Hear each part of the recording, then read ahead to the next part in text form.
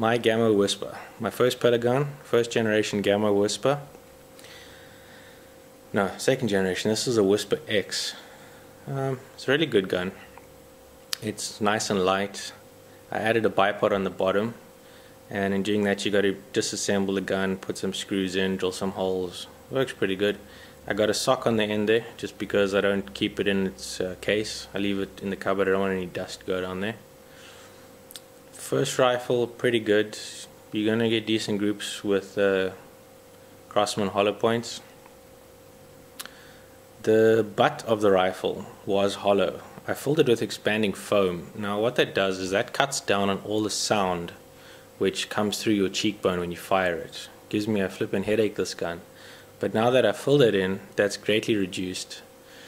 Shooting much better. I've tightened up everything. I've stripped it down, cleaned it, put it back together.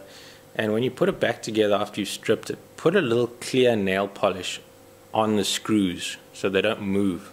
Because these springers cause everything to move around. If the screw just slightly loosens, everything's out of whack.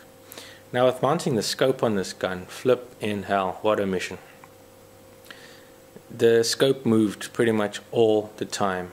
I eventually put another rail on top just underneath the scope, but I had to notch everything and stick it down with clear nail polish and tighten those screws and keep tightening and tightening and tightening till I thought they were going to break.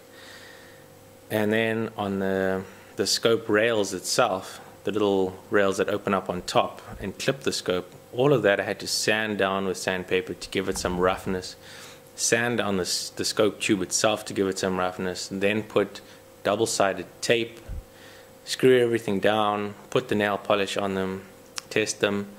Just behind the scope rings, the mounts, I put a little bit of black tape. So you can see if your scope jumps forward, there'll be a gap. If it jumps backwards, it'll ruffle the tape. That's the way you're going to know that your scope has stopped creeping. Good luck if you buy one. It's a good rifle. Going to last you a long time. This one's going on 3 years now. Still love it.